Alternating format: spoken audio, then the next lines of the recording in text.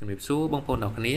នៅក្នុងវីដេអូនេះខ្ញុំនឹងនិយាយអំពីទម្លាប់5យ៉ាងនៅពេលព្រឹកដែលយើងគួរតែធ្វើដើម្បីឲ្យជីវិតរបស់យើងជោគជ័យផងដែរពេលព្រឹកគឺជាពេលវេលាដ៏ល្អមួយដែលមនុស្សភាគច្រើនមើលរំលងនៅពេលព្រឹកខួរក្បាលរបស់យើងបន្ទាប់ពីភ្ញាក់ពីគេងមកគឺមានភាពស្រស់ស្រាយនិងមានអារម្មណ៍ល្អដូច្នេះបើយើងបង្កើតទម្លាប់ល្អៗនៅពេលព្រឹកនោះនឹងធ្វើឲ្យរឿងរ៉ាវល្អៗជាច្រើននឹងកើតឡើងពេញមួយថ្ងៃផងដែរដូច្នេះយើងមិនគួររងចាំថ្ងៃល្អរងចាំឱកាសល្អនោះទេយើងគួរតែចាប់ផ្ដើមពីឥឡូវនេះទៅដោយយើងចាប់ផ្ដើមពីទម្លាប់តូចៗជារៀងរាល់ព្រឹកទម្លាប់តូចៗនឹងអាចបង្កើតបានជាលទ្ធផលដ៏ធំដុំមួយប្រសិនបើទាំងអស់គ្នាមានអារម្មណ៍ថាជីវិតរបស់យើងមិនទៅមុខឬក៏មានអារម្មណ៍ថាខ្លួនឯងនៅយឺតនៅក្រៅអ្នកដទៃវីដេអូនេះសម្រាប់អ្នកទាំងអស់គ្នាផងដែរទម្លាប់ទី1គឺការភ្ញាក់ពីដំណេកដោយមានវិន័យបុគ្គលជោគជ័យគឺពួកគេភ្ញាក់ពីដំណេកមិនមែនដោយការបង្ខំឬក៏មិនដឹងថាគួរធ្វើអ្វីនោះទេពួកគេតែងតែមាននៅការគិតឬក៏គោលដៅច្បាស់លាស់សម្រាប់ថ្ងៃថ្មីរបស់ពួកគេដឹងថាគួរតែត្រូវធ្វើអ្វីខ្លះសម្រាប់ថ្ងៃនេះគួរបំពេញអ្វីខ្លះហើយមិនបណ្តែតបណ្ដោយពេលវេលានោះទេពីព្រោះការពន្យាពេលតូចៗនឹងក្លាយជាការពន្យាពេលដ៏ធំដុំនៅក្នុងជីវិតផងដែរនៅពេលដែលយើងប្រើប្រាស់ពេលព្រឹករបស់យើងឲ្យបានល្អនោះលទ្ធផលពេញមួយថ្ងៃរបស់យើងក៏បានល្អផងដែរហើយចំណុចដែលសំខាន់មួយទៀតនោះគឺដើម្បីដែលយើងអាចភ្ញាក់នៅពេលព្រឹកបានលុះត្រាតែយើងឆាប់ចូលគេងនៅពេលយប់ផងដែរអ្នកខ្លះគឺគាត់មានទម្លាប់ចូលគេងចាប់ពីម៉ោង1រហូតដល់ម៉ោង2យប់ដូច្នេះគឺគាត់ពិបាកក្នុងការក្រោកពីព្រលឹមណាស់ដោយសារតែគាត់សម្រាកមិនបានគ្រប់គ្រាន់ដើម្បីដែលយើងអាចភ្ញាក់ពីព្រលឹមបានលុះត្រាតែយើងឆាប់ចូលគេងផងដែរការគេងឲ្យបានគ្រប់គ្រាន់គឺជួយឲ្យខួរក្បាលរបស់យើងមានសុខភាពល្អហើយជួយឲ្យការភ្ញាក់ពីព្រលឹមរបស់យើងមានប្រសិទ្ធភាពខ្ពស់ផងដែរចំណុចទី2គឺអរគុណនិងគិតវិជ្ជមានយើងមិនគួរភ្ញាក់ពីគេងដោយការរអ៊ូរទាំនោះទេដូចជាថ្ងៃនេះខ្ញុំអស់កម្លាំងណាស់ថ្ងៃនេះខ្ញុំហត់ណាស់គ្មានអារម្មណ៍ធ្វើការទេគ្មានអារម្មណ៍រៀនសូត្រទេដូច្នេះនៅពេលដែលយើងភ្ញាក់ពីព្រឹកយើងគួរតែដកដង្ហើមវែងហើយអរគុណចំពោះការភ្ញាក់ឡើងនៅថ្ងៃថ្មីរបស់យើងអរគុណដែលយើងមានសុខភាពល្អអរគុណដែលយើងអាចបើកភ្នែកឡើងសម្រាប់មើលថ្ងៃថ្មីជាបន្តទៀតអរគុណចំពោះមនុស្សល្អៗនៅជុំវិញខ្លួនយើងនិងអរគុណខ្លួនឯងដែលអាចតស៊ូរហូតមកដល់ថ្ងៃនេះទម្លាប់ទី3គឺការថែរក្សារាងកាយនិងថាមពលសុខភាពគឺសំខាន់ណាស់មិនថាសុខភាពផ្លូវកាយឬក៏សុខភាពផ្លូវចិត្តនោះទេបើសុខភាពផ្លូវកាយរបស់យើងចុះខ្សោយនោះក៏វានឹងប៉ះពាល់ទៅដល់សុខភាពផ្លូវចិត្តរបស់យើងបើសុខភាពផ្លូវចិត្តរបស់យើងចុះខ្សោយនោះសុខភាពរាងកាយរបស់យើងក៏ទ្រុឌទ្រោមដូចគ្នាដែរដូច្នេះយើងគួរតែថែរក្សាសុខភាពរាងកាយរបស់យើងនិងសុខភាពផ្លូវចិត្តរបស់យើងឲ្យបានល្អផងដែរចំណុចដ៏សំខាន់មួយដើម្បីអាចថែរក្សារាងកាយនិងថាមពលរបស់យើងបានល្អនោះគឺទម្លាប់ហាត់ប្រាណយើងគួរតែមានទម្លាប់ហាត់ប្រាណឲ្យបានទៀងទាត់ជារៀងរាល់ថ្ងៃ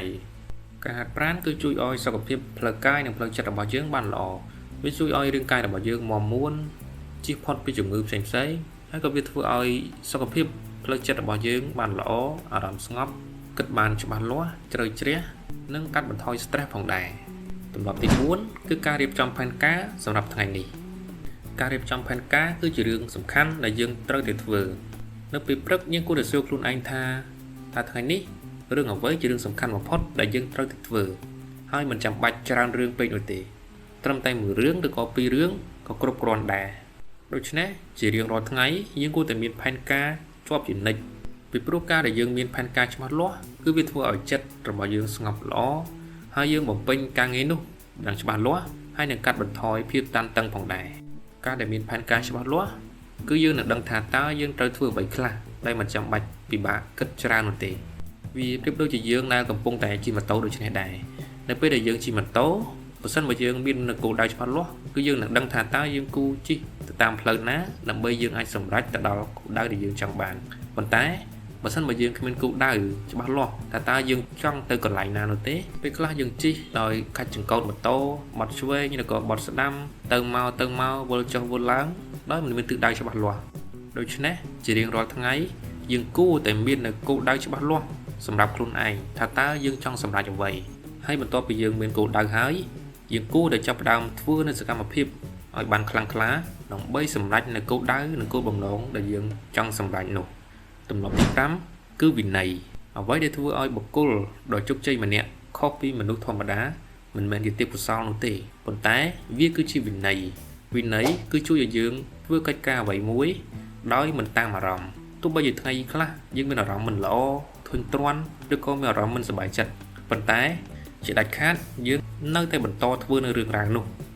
នេះហៅថាការធ្វើដោយវិន័យខុសពីបុគ្គលធម្មតាគឺពួកគេធ្វើរឿងអ្វីមួយគឺតាមអារម្មណ៍នៅពេលអារម្មណ៍ល្អនៅពេលអារម្មណ៍របស់គេពួកគេជ្រុលចង់ធ្វើគឺពួកគេគាត់ធ្វើប៉ុន្តែនៅពេលដែលពួកគេមានអារម្មណ៍ថាធុញទ្រាន់ឬក៏ហត់ពួកគេក៏បោះបង់នៅរឿងរ៉ាវនោះដូច្នេះគឺពួកគេប្រកាសជាមិនអាចសម្រេចនៅអ្វីដែលពួកគេចង់ធ្វើនោះទេដូច្នេះវិន័យគឺជារឿងសំខាន់ដែលយើងគួរតែមាន